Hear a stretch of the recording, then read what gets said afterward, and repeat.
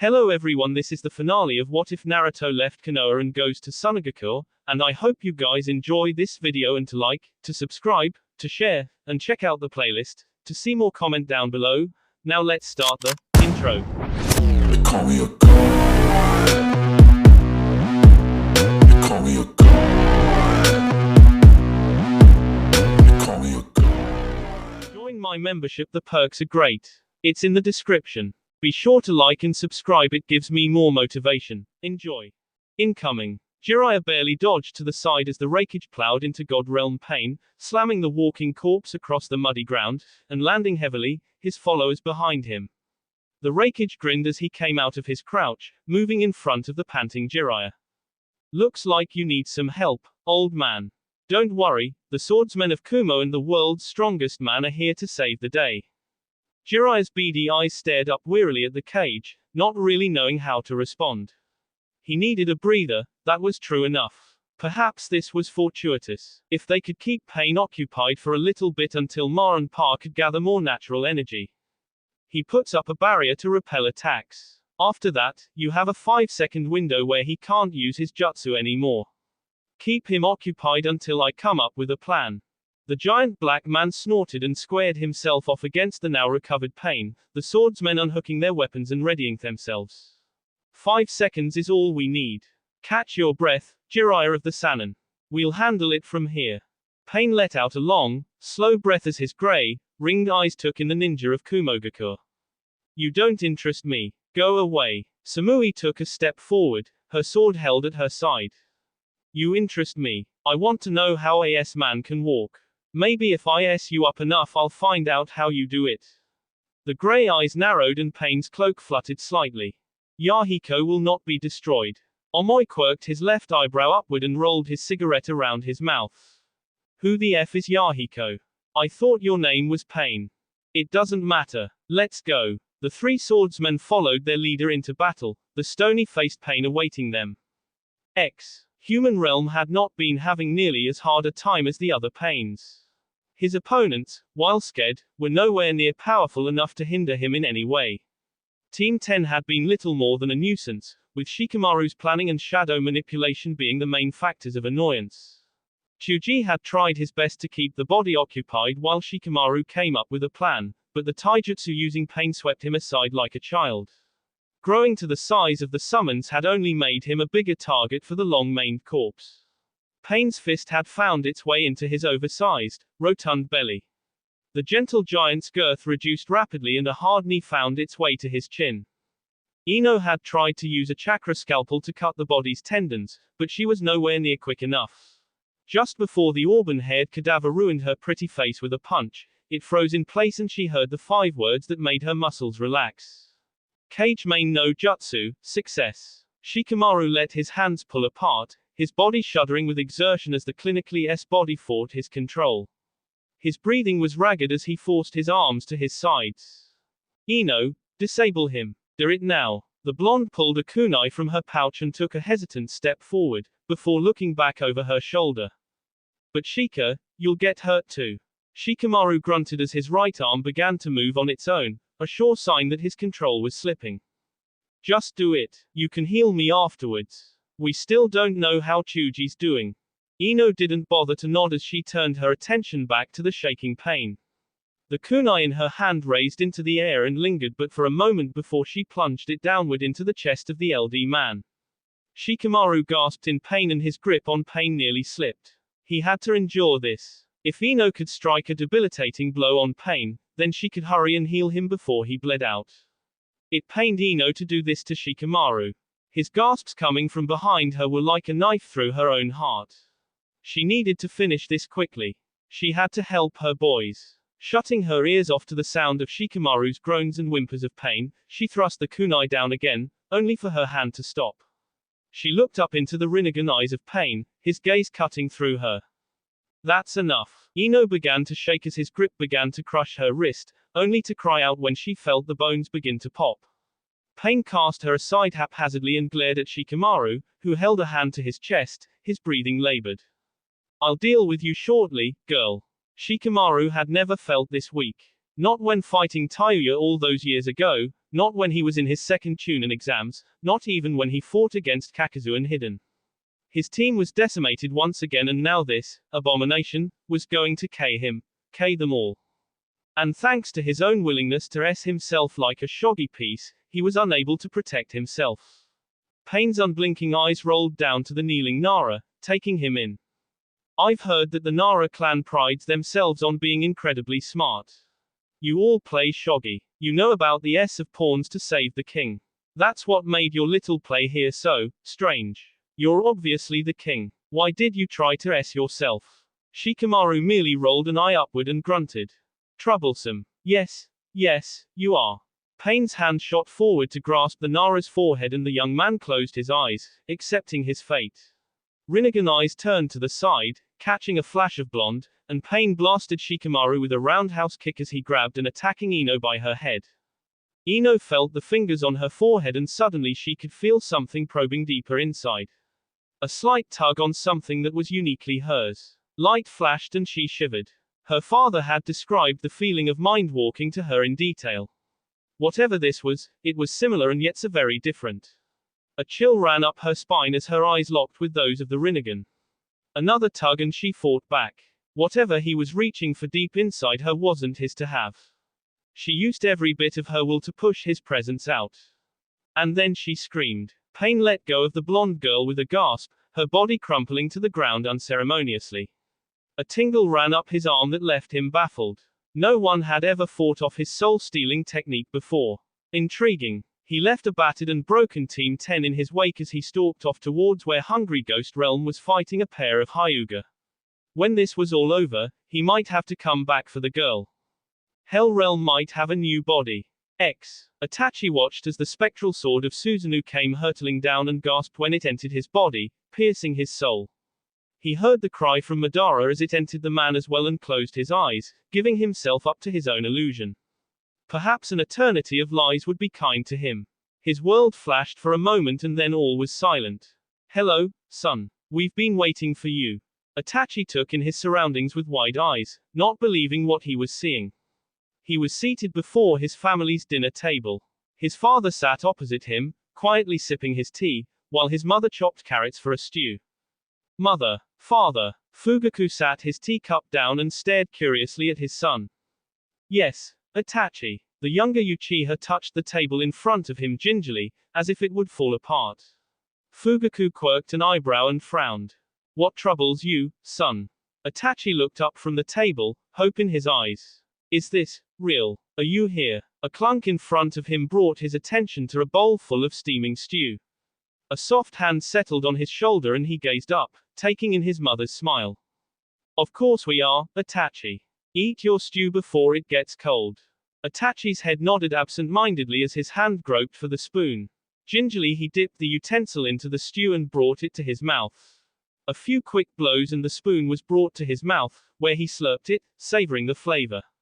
Fugaku and Mikoto watched confused as tears ran down their eldest son's cheeks. Itachi turned to them, a smile on his face. It's so good. It's just like I remembered. So good. Brother, why are you crying? Itachi froze in his place, another spoonful of stew halfway to his mouth. His lips quivered as he turned slowly to find a young Sasuke standing behind him, his big round eyes curiously appraising his brother. Itachi sucked in a lungful of air and shook. Sasuke. Itachi pushed himself off of his comfy pillow and crept forward on his hands and knees toward what he was sure was a ghost. His hand rose shakily and he poked a surprised Sasuke in the forehead. His breath caught in his tea when the child cried out in protest and he crushed the little boy against his chest. It's real. It's really real. You're all alive. We're together again. Mikoto smiled at her eldest son's antics and put her hand on Itachi's head. You're going to be late, Itachi. She's on her way over. You'd better go get ready. Itachi's head whipped around to face her. Who's coming? His mother's smile widened as she turned back to her cooking. A knock from the front door echoed throughout the house and Sasuke ran out of the room, shouting that he would answer it. As if you didn't know. Ah, there she is. Itachi turned slowly to the doorway where he heard footsteps and his heart nearly stopped when he gazed up into his lover's face. Her gentle smile warmed his heart and he suddenly didn't care if this was real or not. He stood and crossed the room and, taking her in his arms, kissed her deeply. He wanted nothing more than the family and woman that he loved. This beautiful lie was better than the ugly truth. Madara watched, furious, as Itachi gave into the genjutsu with a blissful smile, his arms open as if accepting something or someone. He would not be taken by this illusion. He would not succeed to this farce. Closing his eyes, so as to better concentrate on fighting off this intrusion on his mind, he focused on breathing, knowing that his own body was real. Brother. Madara's eyes wanted to snap open so badly. But he knew if they opened, he would succeed to this hateful illusion. The timbre of the voice was just as he remembered. If he opened his eyes and saw the visage of his brother, then he would not be able to come back. He knew that. It's not really you, Izuna. I know that. It's just an illusion that is torturing me. Illusions aren't real and my Sharingan knows that. I know that. A tinkling laugh came from behind him and his heart fluttered. Oh, but this delusion was cruel. Now it had begun to imitate her. Husband, why won't you look at me? Madara took in a shuddering, angry breath, his teeth grinding against each other. You're not her. My wife has been for decades. Of course it's me, husband. Here, I'll even prove it. Sharingan eyes snapped open when a pair of soft arms wrapped around him from behind and a familiar weight pressed into his back. The arms squeezed him in a way that he would never forget as an almost forgotten voice breathed into his ear. We're here, husband. And we'll never go away. Ever again. Madara heard her words, but his eyes remained locked onto his brother's face. Izuna smiled at his brother and nodded his head. Yes, brother, we're real. Now stop being foolish and hold your wife. She's missed you. Madara sucked in a lungful of air and spun around, his arms encircling his wife's waist as he crushed his lips to hers. This was his test if this was real. Her taste, the feel of her rose petal soft lips, her smell, it was all uniquely hers. This had to be real. Why, then, did it feel so wrong? Why did it feel like it wasn't there? His wife happily returned the kiss, melding her body against his as Izuna laughed joyously. See, brother, it's as real can be. Our Sharingan can't be fooled by illusions. Madara nodded his head as he cradled his wife against him. Yes, he had been foolish. But he still felt like a fool. Izuna laughed some more as he clapped his brother on the shoulder. Why? The only way to fool the Sharingan is with another Sharingan. And if you've been fooled, then there's no way to check it. You'd need to check it with another Sharingan. Madara nodded his head, happy with that explanation until something clicked. He was ecstatic to see his family again, but something nagged at his mind. His family wasn't under a genjutsu. Their own Sharingan would have caught it. Perhaps it was only him. There were no other Sharingan in existence and he wouldn't take his family's eyes. No, there was another, an eye that possessed an ability unknown even to him. Hitaki Kakashi. The background of the scene darkened as Madara pushed his wife away. Tears poured down her face as Izuna caught her. Husband, why do you push me away? Surely you're not leaving again. Madara shook his head, his brain now fuzzy as his psyche fought against the power of Susanoo. Things began to fade in and out as reality and genjutsu pushed against one another, one overlapping the other, confusing him even more. He had to be sure. His wife hung off his right side, pleading with him to stop as his brother tried to reason with him. As reality and illusory perception began to blend into a sea tale of confustication, Madara's muddled mind kept grasping onto one thing. One of these had to be real, either his family or the muck and rubble before him, and only one man could help him now. Hitaki Kakashi and that single Sharingan eye. Tenten and Shino leapt back to safety, each cradling a drained Hyuga in their arms. Neji and Hinata had put up quite a fight with Hungry Ghost Realm, but their Juken relied on chakra to be effective and the fat man just absorbed their blows like a sponge. Before long, the two had been drained of most of their chakra, leaving them weak and helpless. Kiba and Akamaru engaged the Rotund Warrior next, giving the weapons mistress and the Kikai master time to get the two Hyuga to safety. After checking their vitals, the two returned to back up the feral fighter of the group. Shino was worried. This body, no, this corpse, as his bugs had informed him, was making a mockery of everything they did. It stood there, with its ever-present scowl and grey, ringed eyes, not saying a word. It reminded him so much of the attitudes of many of his own family. For but a moment, he wondered if this was how the enemies of the Aberrane saw them. But, even an Aberrane tried to stir the emotions of their enemies in battle. This thing wouldn't even do that, and it infuriated him. Any bugs he sent to attack Pain simply fell to the ground as soon as they touched the time-still death. And Hinata and Neji had proven that hand-to-hand combat was not the answer. Even now, he could see Kiba and Akamaru slowing down, though they were fighting valiantly. Nothing seemed to touch him. His eyes shifted when he saw Tenten preparing herself out of the corner of his eyes. She would have to take point against this foe. A Kikai floated to Akamaru's shoulder and warned him of what was to come. A bark signaled Kiba and the two began to turn the Pain so it couldn't see what was happening. The duo began to lead the Pain away from Tenten and into position. Tenten waited until she was sure the petrol vision of Pain was no longer focused on her and unleashed a barrage of kunai at his back. The Konoha ninja all watched in shock as he evaded every weapon thrown without ever looking. In the shadows, Human Realm sat crouched, waiting for opportunity to knock. Hungry Ghost Realm had decimated this team. Of course, not many could stand against the chakra-absorbing ghoul. He could see the Aberrane watching with hard eyes as the girl continued to chuck every last weapon she had at the fat body, only for everyone to miss. He let his chakra disruptor rods fly just as the Kikai master came to his realization. There's another one. His warning was not fast enough, however, as a rod found its way into his back and the sides of Akamaru and Kiba, shocking them into submission as their chakra began to move about of its own volition. Tenten spun when she heard the shout and battered the rod aside, only to see Shino get taken out by a rod as well. The Aberrane fell like a sack of bricks and his bugs swarmed out around him, agitated by the disruption of their host's chakra. Human Realm stepped out of the shadows and strode purposefully towards Tenten, who moved to the side and stood before Hinata and Neji, her sword at the ready. The pony-tailed body seed its head to the side, as if perplexed. Why do you stand there as if you can harm me? Do you not know I'm a god? I can end your existence in a heartbeat. Tenten gripped her sword tighter and narrowed her eyes as she watched the fat Pain step beside the other. You're not my god, and you never will be. She barely got her sword up to block the rod that Human Realm thrust at her, only to gasp as Hungry Ghost Realm slid one into her side. She stumbled backwards and fell on the ground, helpless as she watched the two stalk toward Neji and Hinata and slam more of the rods into their boss. Hot tears ran down her face as she watched the blood seep from the wounds. She was confused though, as to why he didn't kill any of them.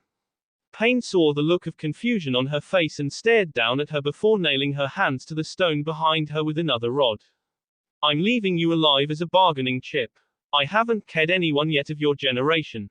I need you alive for the time being so that the Kyuubi Jinchuriki will know that I am God.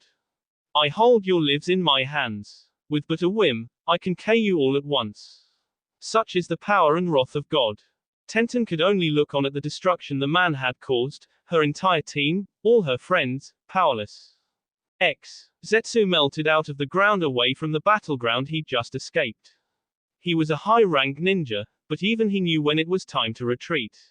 The Suna ninja were bad enough, but the two summons made moving about incredibly difficult. It was almost like they knew where he would pop up. His body was littered with cuts from all of the various jutsu used and he wasn't sure, but he thought he'd been nicked by one of the boy's poisonous needles. His body was resilient, but nowhere near the level that Kisam's was. Vaguely, he wondered if his comrade was still bedridden or had decided to join the festivities. He couldn't remember being this tired after a fight in a long time. Not that he'd had many fights in recent years. Perhaps that was why his senses were dulled slightly. Perhaps that's why those children had gotten so many hits in on him. Well, he'd show them. If Pain left any of them alive, he was going to personally kill them himself. He'd ess their limbs off one by one and eat them while they watched, saving the juicy intestines for last. Perhaps the years of inactivity as a shinobi had dulled his senses somewhat. But he was still the best infiltrator and spy around. That's why it was so astounding to him when his trained ears didn't hear the familiar whistling nor his trained senses feel it when his left arm suddenly fell from its socket. He looked down in surprise as his blood flowed freely from where his arm had been. He was surprised that the pain had not registered yet. That's when he felt the breath down his N and froze. I told you that I'd rend your F from your bones. Nothing in this world can save you once I have your scent. I'll follow you anywhere you go, and as injured as you are, you can't go far. Sanzoku's teeth shone as he grinned and began to grow larger and larger. Zetsu's yellow eyes widened in shock. Nothing he had ever seen had prepared him for a summons like the raccoon. Scream for me, B.X. Off in the distance, Temari and Kankuro heard the screams and yowls of both Zetsu and Sanzoku. The siblings shared a look and then took off for where they sensed the most chakra, leaving behind the horrid squeals of A.S. Cannibal and the broken remains of Kankura's Blancant. Jiraiya watched intently as the Kumo shinobi once again rushed Pain in a wave and were again repelled. The Raikage rushed in for the 5-second interval only to find himself in a game of cat and mouse as God Realm backpedaled away until the round was up. Ma and Pa gathered the necessary energy for what was to follow and opened their eyes again. We're ready when you are, Jiraiya-chan. Good. Prepare yourselves. I don't know if this will work or not. Don't tell me what to do, little boy. Ma. Not now. The three watched as Pain repelled and the two tiny toads immediately began to croak, singing their song. Pain heard the song and narrowed his eyes. He'd need to end this quickly. Jiraiya was too dangerous to allow the sage to live any longer. He carefully counted out the 5 seconds and just as the illusion was beginning to take hold, he cast his hand forward and pulled Jiraiya in. Jiraiya's eyes snapped open when he felt the tug on his body and the song stopped immediately as the trio flew toward Pain's outstretched hand. Jiraiya's eyes widened in realization of what was about to happen. He watched as Pain's hand stiffened so that his fingers were pointed forward. Jiraiya was about to be impaled through the stomach. Jiraiya hit the arm at high velocity, his innards rushing out his back as Pain's hand displaced them. Blood rushed from his mouth as the Kumo shinobi looked on in horror. Jiraiya's eyes glazed for a moment before the life shot back into them as he used his last strength to grip onto Pain's arm. Let's see you dodge while carrying all this weight, Nagato. I'll see you in hell. The two toads on his shoulder jumped free as his chakra faded, shouting out for him just as Tsunade entered the area with her group in tow. Her scream echoed across the expanse and Jiraiya smiled as he coughed up more blood, his voice coming out in a whisper. Hey, tears for me, Tsunade. And here. I didn't think you cared. Tsunade collapsed on her knees, unblinking as she stared at the sight of Jiraiya's now lifeless body hanging from Pain's arm. She couldn't believe it, another of her friends, her loved ones, gone. All because of some egomaniac with a god complex. Rage boiled within her and she rose to her feet, until someone clapped a hand on her shoulder. She looked up into the sad, blue eyes of Naruto. No, Ba-chan. No. Her rage immediately subsided and tears began to take over instead. The sadness and anger in Naruto's eyes seemed to wash over everyone present. Pain simply stood there, unimpressed as Human Realm and Hungry Ghost Realm landed beside God Realm and pulled Jiraiya off forcefully from the arm with a wet, sucking sound before casting the body to the middle of the open space. Jiraiya's body hit the ground hard and rolled a couple of times till it came to a stop, his face still smiling. Tsunade's tears redoubled and Sakura put an arm around her to support her as Naruto strode to his sensei's body. By now, every one of the invaders had gathered to help, but stood at the edge, not willing to interrupt. Silence roared in a megachore as Naruto kneeled beside Jiraiya. You didn't deserve to S like this, ked by a former pupil. He SD by my will. That was enough. Naruto didn't bother to look up. Pain wasn't his concern at the moment. He picked up Jiraiya's body and brought it back to Tsunade, setting it down beside her. Just so you know, Jinchuriki, I am God here. I will bring peace to this land through my forced rule. There will be no war under my rule. It will be utopia. And those who stand in the way of my justice, my will, become dust. Naruto tried to ignore the obvious bait, but it was becoming harder. In the back of his mind, a presence stirred that he had long since thought was forever silenced. I have your friends, Jinchuriki. A simple pulse of my chakra and they all less of heart failure. No, they won't. I've already had my clones looking for them before we arrived. The rods are being removed as we speak and they're being taken to safety. A slight quirk of the lips was all that showed Pain's annoyance. Then I suppose more drastic measures are to be taken. God Realm's hand raised and Karui was pulled into his grasp, dangling above the ground by her N. Kira, despite his weakness, yelled out to her and Pain turned in his direction. Give yourself to me or she SS. If you come voluntarily, I'll let the Kumo ninja go peacefully. Karui glared over his hand and spat into his stoic face. You. Snap. Pain let her body tumble to the ground and wiped away the spittle. Too slow. Perhaps one from Konoha this time. Kira and the Raikage were mortified. Was the man that untouchable? Pain raised his hand again and Kakashi's eyes widened when he felt the pull on him.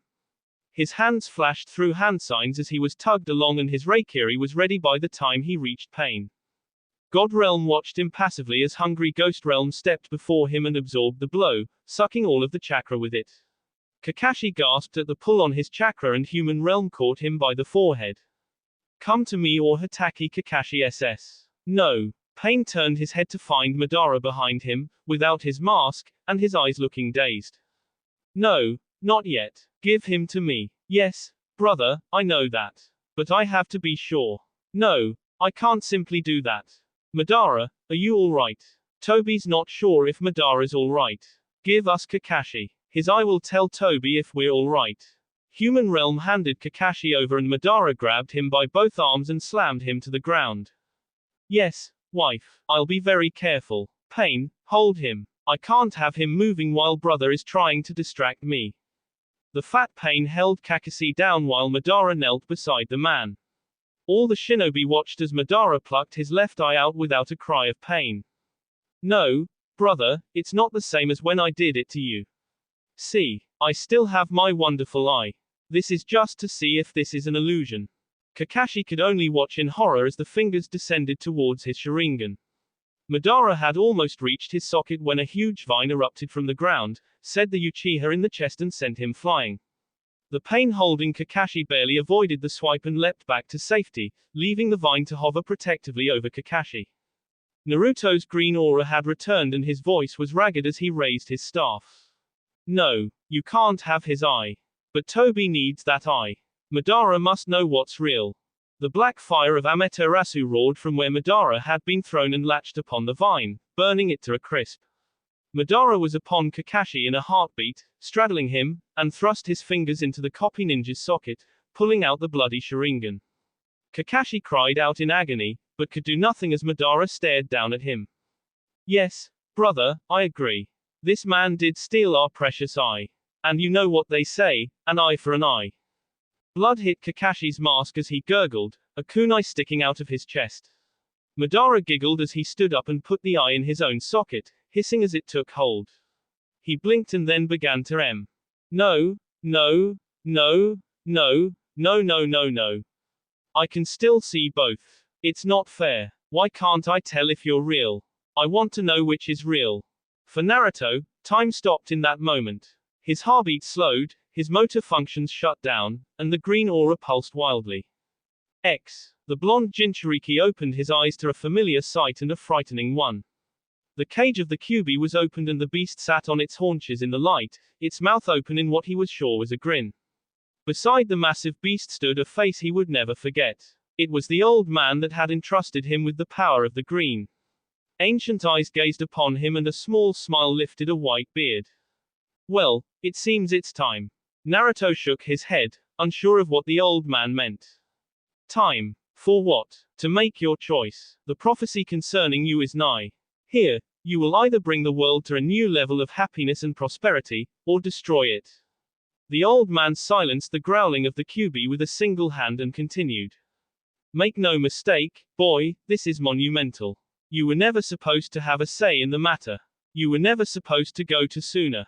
You were never supposed to retain my power. You were never supposed to meet the raccoons. This situation should never have been, and because of that, you get a choice in what happens next. But why? Wizened eyebrows lifted and eyes turned into a happy U shape. Because, Uzumaki Naruto, you fought fate and destiny, and won. You made your own path, but you still have to choose. My power, or the Kyuubi no Yokou's. Choose my power, boy. I'll lay waste to your enemies, I'll slay them for you. I'll destroy everyone who has ever hurt you. All for you. You won't hurt anymore. There will be no more pain. Naruto listened to the honeyed words that poured off the beast's tongue and nodded before turning to the old man. What's your argument? A single eye opened and a dry chuckle rang throughout the room. You're going to S. What? You're going to S, one way or the other. You can either be a savior or you can be a demon. One or the other. But I can give you something that the QB can't before you go. What's that? I'll let you say goodbye to Temari before you. Naruto turned from the QB, eliciting a snarl, and was about to comply when the old man raised his hand. Make no mistake, Uzumaki. This is a mere courtesy. You will not have long. And there is a price for accepting my power. You will become the embodiment of the green, just as you would become the embodiment of the QB. I will finally pass on, just as you will one day pass on that power to another worthy person. But it will be millennia before your mantle can be passed. Do you accept? Naruto thought for a moment before nodding. Yes, so long as I can say goodbye. A long slow sigh escaped the old man's lips and he turned to the beast. Back to your cage, fox. Our time in this plane is ended. The QB ranted and snarled as the door slammed shut against it, throwing it back into the depths of the cage. Naruto watched as he began to fade out, a green aura encompassing him again. I'll let you see here right before you pass on. No sooner, no later. Good fortune, Uzumaki Naruto. And goodbye. The ninja all watched as Naruto began to glow with an unearthly power. His voice rang of a deep timbre as the green tendrils began to slide off of him. Leave this place. Go to safety. You have little time. Temari took a step forward and Naruto cringed. Don't do that. Just go. He turned to look at her over his shoulder and gave her a small, sad smile. Make sure everyone gets to safety. Get out of Omegakure. I'll see you soon, Temari. Tsubasa leaned down low enough that his head almost touched the ground. Naruto, are you? Yes. And I will complete my end of the bargain. All I ask is that you take everyone out of here. It will no longer be safe. Goodbye, Tsubasa. It was an honor to serve you. Tsubasa nodded his head and summoned several members of his clan to assist in getting the ninja out. As all the living were transported, many under protest, he turned to the now glowing Naruto. You're the last, you know. There will never be another summoner for us. All I ask is that you take care of her. Take care of them all in the world I create. Hi. I can do that. Farewell, Uzumaki Naruto. May the heavens guide you to a restful slumber. Tsubasa galloped off after the others, leaving Pain and Madara facing Naruto, whose eyes were now totally green. Madara tilted his head to the side and blinked, his eye still bleeding. Why are you glowing? I can see it through both of my eyes. That's inconsequential. Tell me, Nagato, was it worth it? Pain nodded his head. To create a new world, the old one has to rest. This is the truth. Naruto tilted his head back as the power coursed through him. His life on Earth would end when things had run the course, but his responsibility would be eternal. Nature, Nagato. New life is built on the death of the old, but the old is not simply destroyed. It's used to help create the new. That's what I'll be doing. Instead of razing it to the ground as you would, I will simply build upon the old world. I would give them a utopia, free of war and strife, with a new god. What can you offer them? Eden. And the choice of how to best use it. Our sensei's teachings will be the model for the new world. Help others, treat people with kindness. These are things he taught us. You walked them, I embraced them. The weak don't live to serve the strong live to serve the weak. The words of a mortal fool. Naruto's green eyes became SS as the power built to its crescendo inside him. They were the words of the god of shinobi, the teacher of our teacher. Without warning, the power exploded inside of Naruto and his head and arms snapped back as a wave of green washed over everything. Wherever it touched, new life sprang forth from mud and rubble. Vines wove about the feet of Madara and Pain and held them in place, and lifted up the boss of Jiraiya and Kakashi out of the muck reverently. Outside Omegakure's walls, the shinobi watched as the green wave passed over, leaving grass and flowers just outside the borders. Inside the city, trees began to erupt from the ground, tall trees of every distinct and beautiful kind. They marveled at their friend's power, but Temari sat with her brothers, her chin resting on her crossed arms. Naruto had said he would see her again. But it felt like he was saying goodbye. Naruto's arms fell as the power solized and his unearthly gaze settled on the men in front of him. They watched as he began to slowly stride toward them, every step taken bringing forth flowers that bloomed and then SD. He stopped in front of Pain and brought his staff to chest level, aiming the end at God Realm's chest. Nagato grunted in frustration as he tried to force his realms to move. He would not be taken by this insignificant little insect. He was pain. He was a god. No mortal could stand up to the power of a god. He didn't see Conan turn from the glass, so caught up in his struggles. He didn't see her hold out her hand. He didn't see her ever-present paper flower reform into a kunai. His Rinnegan eyes could see many things, but they couldn't predict betrayal. Nagato only saw her step in front of his chair and looked up to tell her to go away. He froze when he saw the tears in her eyes. I'm sorry. This is for Yahiko. Nagato's eyes crossed to look at the paper blade lodged in his forehead and he gurgled a bit in surprise. He'd never been hurt since his eyes had changed. This sensation of floating, what was it? Was this death? But gods can't they're immortal. The last thing he saw with his many visions was a weeping Conan leaving through the shattered window and the scowling face of Uzumaki Naruto as his staff thrust into Yahiko's chest. His last thought was that he didn't know which broke his heart more. Naruto frowned when Pain's 3 boss went limp and looked up when he heard glass shatter. The blue-haired woman he had heard about flew out of the window, her paper wings shaped like that of a moth. How beautiful. Yet, some moths were poisonous, and he couldn't let such a dangerous insect roam in the world to come. Madara watched through his hazy vision as Naruto held out a hand in Conan's direction and a huge Venus flytrap emerged from the ground. The giant plant grew to the woman's level and swallowed her whole, the acids in its digestive tract already working on her papery wings. It wouldn't be long before she was digested. He couldn't have her sowing poison in the new world. His gaze settled on Madara and the man squirmed. Are you real? Or are you a trick? Naruto leaned forward and beckoned with his finger. A rose bush grew behind the Uchiha and the blonde picked a particularly thorny rose, brushing it against Madara's face. The man hissed in pain and Naruto spoke. Tell me what you see and I'll tell you if it's real. I see my family, my wife and my brother. I see the Kyuubi Jinchuriki glowing with an ethereal power that is green. I see a Megakure overrun by flora. Your family is an illusion. Someone of your ilk doesn't get to see their loved ones when they s. Why? Because hell is tea. And seeing your family wouldn't be tea to you. The rose lengthened into a spike and Naruto drove it into Madara's chest. There would be no teleporting away, no phasing out. The man simply gasped and began to babble again. Wife, why are you fading? Don't go. Brother, don't go. Why is everything getting dark? Is this reality? Was everything a lie? Naruto closed his eyes and sighed. He didn't feel anything from Pain or Madara's death. He didn't feel anything from Conan's. Perhaps that was the curse of being the embodiment of the green. Just like nature, you were neutral to everything. No, he wouldn't be like that.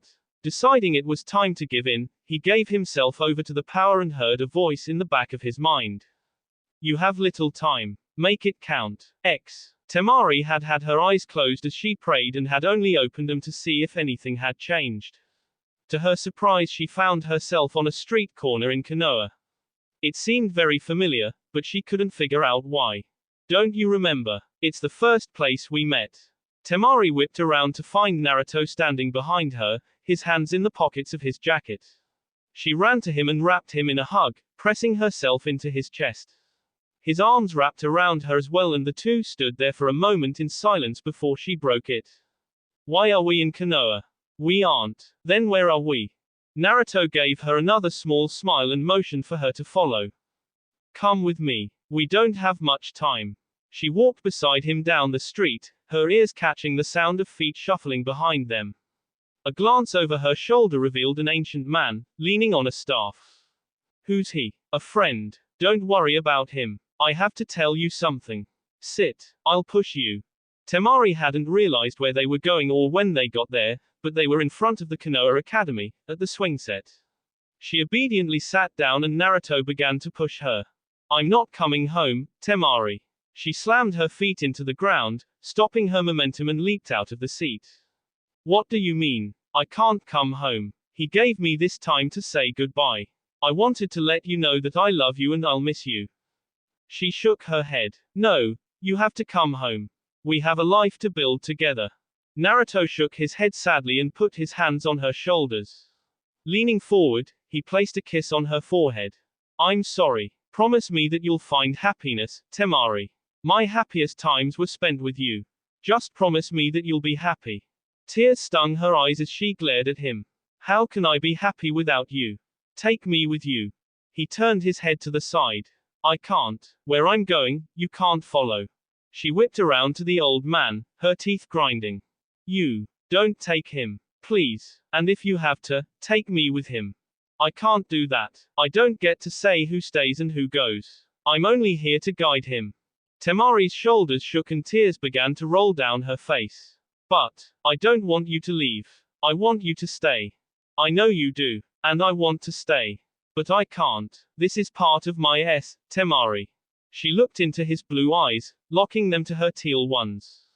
Haven't you enough? Naruto smiled at her and wrapped her in a hug once more, crushing her to him, before leaning back and kissing her deeply. Temari tried to make the kiss last as long as she could until Naruto gently pushed her away and the old man touched his shoulder, not daring to look at her. It's time. Naruto nodded his head and gave her one more gentle kiss as he began to fade out. I love you, Temari. With all my heart. Be happy. Temari jolted out of her stupor when Kankuro shook her shoulder. Temari, you okay? You started crying. Her response was to sniffle and then to launch herself at him, wrapping her arms around his and burying her face into his chest. Kankuro, not knowing what to do, awkwardly patted her back as he looked to Omegakure when it happened. Naruto never really opened his eyes the way Temari did. He simply let the power overtake him and pushed it outward, bending it to his will. He would give this world an Eden and a guideline to live by. He would bring peace to this world by taking it back to its roots. After all, if there is plenty, then there is no reason for war. And if the strong protect, then there are no weak. The green's new embodiment pushed its power to the limits and Omegakure exploded into life and color. The green aura rushed out from the center of the elemental nations and into every nook and cranny. The invading shinobi gasped as grass and flowers grew under their feet and fruit trees erupted from the ground beside them. The people of Iwa were astounded when their barren soil bore vegetables and fruit they had never seen began to grow. The people of Kumo watched as their rocky terrains began to flower and bloom and vines began to grow on their tower. The people of Kiri watched as their soil, always too wet for most things to grow, began to become overbearing with bounty. The people of Konoha, a land that had always been rich, watched as the forest surrounding them became bigger and more expansive. The people of Suna watched in awe from their walls as the desert surrounding them became one massive oasis. They cheered, for this could only be the doing of their own Uzumaki Naruto. Tsubasa and his tribe watched with both excitement and sadness as the green once again covered the earth. This was what they had wanted, but the price was so high. He hazarded a glance downward to Temari, who had a smaller Sanzoku nudging her with his nose out of sympathy. A deep, rumbling sigh escaped his lips and he ambled off back toward Omegakure. Come on. We should go see what happened. Color was everywhere as they walked through what used to be a great maze of pipes and water. Colors of every shade and hue popped up around them, surrounding them and bombarding their perceptions with a fusillade of flora. The group followed along behind Tsubasa, but two in particular trailed behind, knowing already what they would find. I'll miss him. Please, don't say that. I'll stay with you if you want me to. I'd appreciate that, thank you. The various plants around them seemed to spread apart, leading them to where they needed to go. Tsubasa gasped when he came upon the site they had departed from and bowed his head. Everyone stepped around him to see what the matter was and gasped.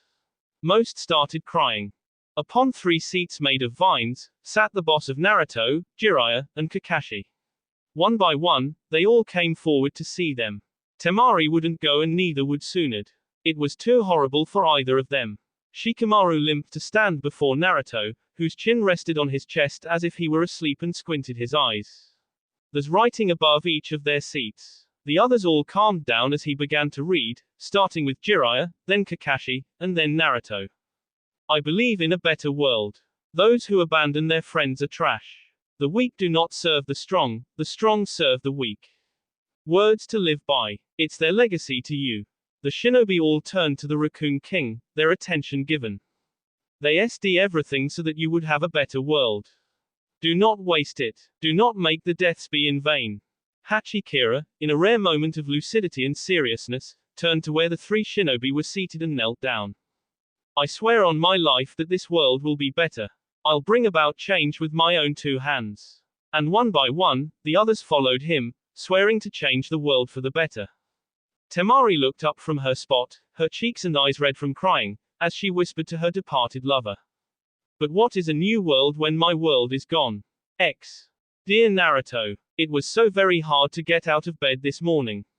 It's been a while since I last wrote, but then, as the years went by, I somewhat forgot the purpose. I'm sorry for that. I know you must have been lonely without me writing. I know that sounds silly. Let me fill you in on what's happened since I last wrote. We now live in a world without war, one where everyone lives in harmony. Oh, there's still little minor hiccups every now and then, but there have been no major battles or skirmishes in decades. Everyone heard of your and chose to honor it. I was sad when you left, even though now I understand why you did. You didn't have a choice. I'm proud of you for being as brave as you were. I don't know if I could have done that in your place. I miss you, Naruto. I've missed you every day since that dreadful, horrible day. I tried to be happy for you, I really did.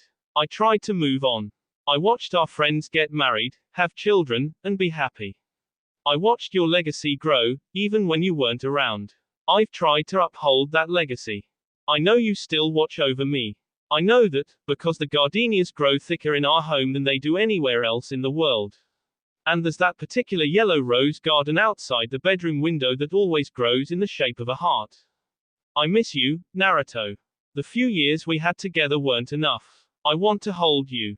I want to kiss you. I want to just know that you're there. I'd storm the gates of hell if I knew you were there, and I'd do the same thing to heaven. I never had any children of my own. I tried to find someone else to love, because you said you wanted me happy. There was this one boy from Sunagakure that I thought I loved, but no one could ever compare to you. My heart belongs to you, Naruto.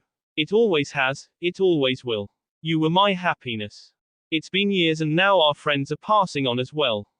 I'm one of the oldest, so I guess I'm one of the next to go. My yellow hair that you loved so much is white now, and I can't hold my fan anymore.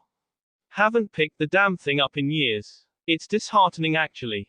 I've chronicled your life into a book and TL'd it The Legend of the Gutsy Ninja 2, in honor of Jiraiya. It's popular amongst the children. Speaking of children, your class all graduated, just as you said they would. The Chunin exams are more of a spectacle now than they are a simulation. But your kids swept the whole thing. By the way, your two top students ended in a tie. They couldn't beat each other and they dedicated the match to your memory. It was sweet and creepy, in a hero worship kind of way. Soon had passed on a couple years after Omegakure. I'm sure you've run into her up there. I'm sure that you're still getting onto her for gambling. I'm sure she's still wrangling Jiraiya away from bathhouses. And I'm sure Kakashi still reads Jiraiya's L. That's their heavens. Want to hear what mine is? You and me. That's heaven. At least, for me. I know I've done some bad things in life, but you did so much for me.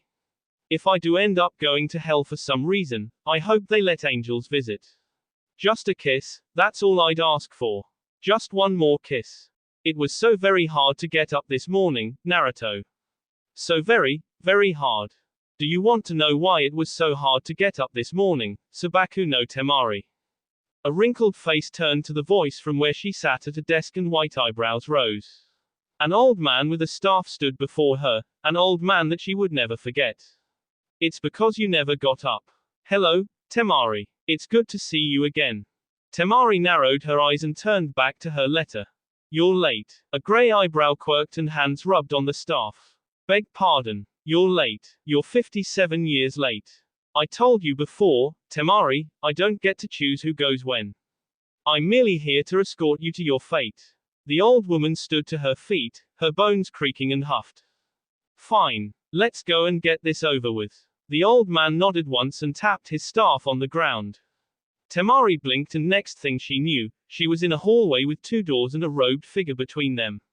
She gasped when she looked at her hands and found the skin to be soft and smooth. A few slaps at her face and she found no wrinkles. A happy laugh escaped her lips, causing the old man to smile. I thought you would appreciate being at the age when you last saw Naruto. Now then, let's take you to your final guide. Temari swallowed the lump in her tea and followed the old man to the mysterious robed figure. He whispered something to the guard of the doors and the head bobbed once, in understanding. The staff wielder turned to Temari with a smile and put a kind hand on her shoulder. This is where we part. My colleague will take you on your way from here. Do as he says. He'll guide you to where you are supposed to be. Temari gave him a smile and nodded her head in understanding before walking past him and standing before the figure. I'm ready. What do I have to do? The hooded head seed to the side and a scratchy voice echoed from the darkness. Choose your door. Your final place will be beyond the one you choose. Good luck. Temari stared at the figure in disbelief. What? This is how you guys resolve people's afterlives? By a game of freaking chance. Do not question. Only do. Temari huffed and looked at the two doors. They were identical down to the doorknob. How was she supposed to know which one to choose? Her hand twitched from one to the other before that scratchy voice broke the silence. Choose. Before she could think, she opened the door on the right and stepped into pure blackness. The door behind her shut and a hand found its way to her shoulder. Do not fear. I shall guide you to your place. Temari fought back the tears in her eyes. After all these years, trying to make up for bad deeds so she could see her Naruto again, and she ends up in the darkness, it was her worst nightmare come true. She sniffled and the robed figure looked over at her. Do not weep. We do not yet know what your place will be. Temari cast hopeful eyes to the side.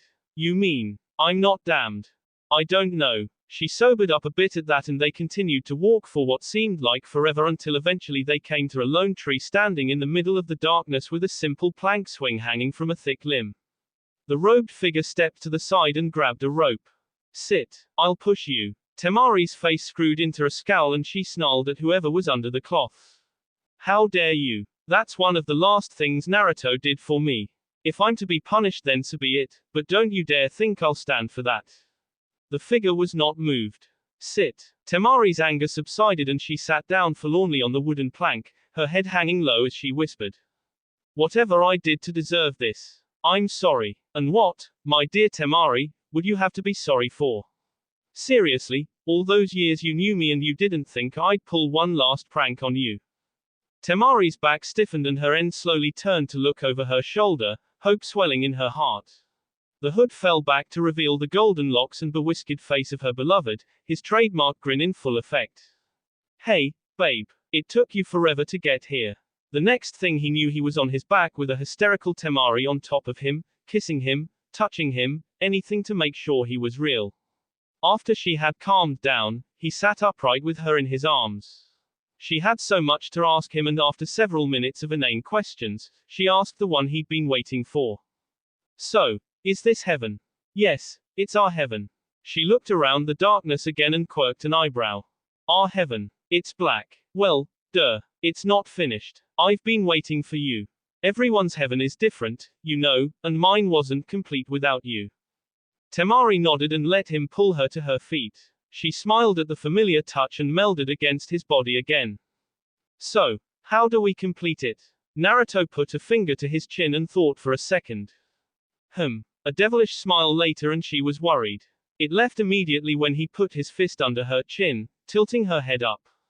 How about this? We close our eyes, kiss until we can't hold our breath any longer, and then, we open them. That's it. That's it. She smiled as she threw her arms around his neck and whispered. That sounds like a damned good plan. The two locked lips and for a moment, even heaven seemed to stop for them. A love that had been unrequited for decades, one that would last eternity, had finally come back to itself. Temari broke off after a minute, gasping for breath, and heard Naruto whisper in her ear. Open your eyes, Temari. Slowly, ever so slowly, she cracked her eyes open and the splendor and beauty of their heaven caused her breath to hitch and a lump to form in her tea. Sheer words could not form the magnificence and scope of what lay before her. To a blissfully happy Temari, it could only be summed up in two words. Quote. Oh my. X. That will be all for this video. Be sure to like, subscribe, share, and comment down below for more videos. Goodbye.